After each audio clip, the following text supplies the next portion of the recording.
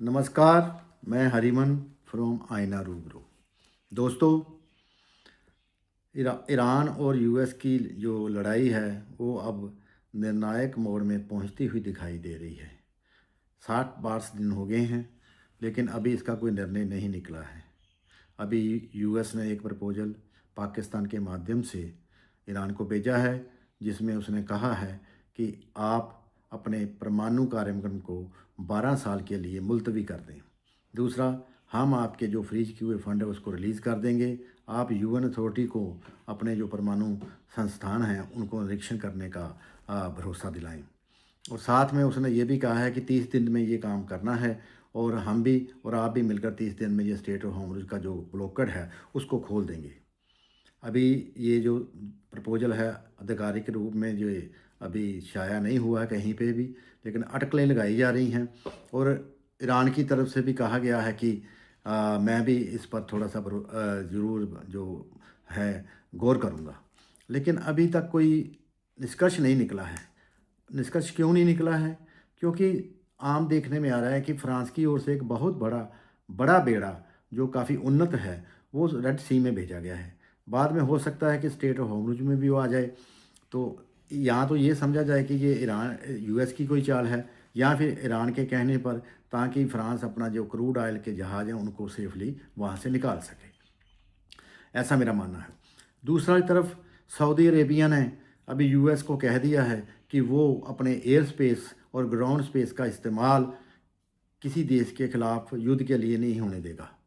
और साथ में उसने अपना जो एग्रीमेंट जो सिक्योरिटी का यूएस के साथ था उसको रिन्यू नहीं किया है। यूएई ने भी ऐसा ही कहा है, और दोनों दोषी ने मिलकर यूएस को यहाँ तक कह दिया है कि आप हमारे यहाँ से अपने बेसिस को उठा लें। अभी ये अच्छे कदम हैं अपने, और शांति के कदम लगते हैं। दूसरी तरफ यूएई ने अब जो हथियार खरीदे हैं वो चाइना से खरीदे हैं जो लेज़र बेस्ड हैं। तो क्या यूएई इसको ईरान के खिलाफ इस्तेमाल करना चाहता है, या यूएस को दिखाना चाहता है यूएई कि मैं अब तेरे हथियारों पर भरोसा नहीं कर रहा हूँ और मैं ये हथियार चाइना या रशिया से खरीदूँगा। रशिया को अब ये लगने लगा है कि जो गल्फ़ नेशंस हैं वो मेरे हाथ से निकल रहे हैं, क्योंकि उसको पता है अगर गल्फ़ नेशन मेरे हाथ से निकल जाते हैं तो जो इनका निवेश मेरी इकॉनमी में $5 ट्रिलियन का है वो खतरे में पड़ जाएगा, और उसका जो पेट्रो डॉलर है वो बिल्कुल यहाँ पे समाप्त हो जाएगा। पता चला है कि स्टेट ऑफ होर्मुज़ के पास ही कोई द्वीप है, वहाँ पर 50,000 के करीब सैनिक जो है अमेरिका उतार रहा है। हो सकता है वो अपने पेट्रो डॉलर को बचाना चाहता है, और सिक्योरिटी कवच जो उसने अरब नेशन को दे रखा है उनको बचाना चाहता है, ताकि उसकी जो आय है वहाँ से लगातार बनती रहे और इनका निवेश जो है अरब नेशंस का उसके देश में होता रहे। अगर ऐसा नहीं होता है तो आने वाले समय में अमेरिका को आर्थिक रूप में बहुत बड़ा नुकसान होगा, जिसका वो कभी तवज्जुह नहीं कर सकता। अभी ये भी देखने में आया है कि जापान ने भी अब अपनी जो ताकत है दिखानी शुरू कर दी है। साउथ चाइना के पास समुंदर में जहां 80,000 के करीब यूएस की आर्मी बैठी हुई है mariana द्वीप में, वहां पर उसने एक मिसाइल छोड़कर एक जहाज़ को उड़ा दिया है, जिसका चाइना ने कड़ा नोटिस लिया है। और अभी तक चाइना की तरफ से कोई कार्रवाई तो नहीं की गई है, लेकिन जापान ये किसके इशारे पर कर रहा है ये अभी क्लियर नहीं है। लेकिन एक बात तो तय है कि हिंद महासागर में जो यूएस का बड़ा बेड़ा जो बड़ा बेड़ा है जो काफ़ी उन्नत है, बुश नाम से, HW बुश, वो तैनात है, जो सारे हिंद महासागर को जरा जो है वो देख रहा है, और वहाँ से जो आवाजावी के जो शिप्स गुजरते हैं उन पर निगरानी कर रहा है। तो अभी ये थोड़ी सी जो स्थिति है इस युद्ध की, थोड़ा सा वो उलझन में है कि युद्ध किस तरफ जा रहा है, अमेरिका आखिर चाहता क्या है, और जो ईरान है वो रिटेलिएट कैसे करना चाहता है। क्योंकि अभी सारे युद्ध में अभी हम देख रहे हैं कि इज़राइल थोड़ा सा साइलेंट है, लेकिन उसने भी कल शाम को बैरूत में, लेबनान की राजधानी है, वहाँ पर हमला किया है। तो अपनी जो उसने दिखाया है कि अभी उसमें ताकत है, वो हमले कर सकता है। क्योंकि ईरान चाहता है कि अगर कोई भी अपन संधि होती है तो उसमें ये भी शामिल किया जाए कि कोई भी हमला ईरान या उसके अलाइज कंट्री जो हैं, लेबनान या गाज़ा या फिर अपने सीरिया वगैरह, उस पर भी ना हो। और इसी को लेकर पहले से ही तनाव चल रहा है।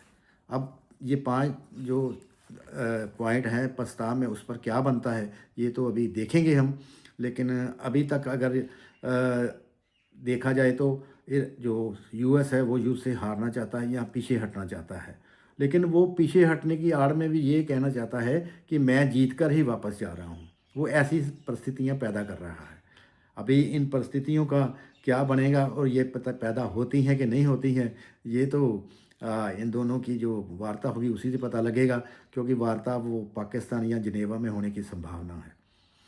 अगर ये दोनों मान जाते हैं और यूएस थोड़ा सा अपने अपनी जो आर्थिक स्थिति है उसको लेकर चिंतित है और उसको सुधारना चाहता है, तो निश्चित तौर पर सफ़ेद फ्लैग जो कि अपने सीज़ फायर का पक्का जो चिन्ह होता है वो लहराएगा। अगर वो लहराता है तो रेस्ट ऑफ वर्ल्ड को थोड़ी सी राहत महसूस हो जाएगी और हर देश की जो इकॉनमी है वो फिर अपनी पटरी पर आती हुई दिखाई देगी आपको। और उम्मीद करते हैं कि ये जल्दी होगा और बहुत जल्दी ही अमेरिका अपनी इकनॉमी को देखते हुए और उसमें सुधार लाने के लिए और उसको बचाने के लिए हो सकता है ईरान के साथ युद्धबंदी कर ले और अपना प्रभाव मिडल ईस्ट पर वैसे ही रहे, अरब देशों पर उसको जमाने के लिए अपने कदम उठाएगा। ऐसी उम्मीद करते हैं। धन्यवाद, नमस्कार, आदाब, सत श्री अकाल, आमीन। Thank you, thank you, thank you.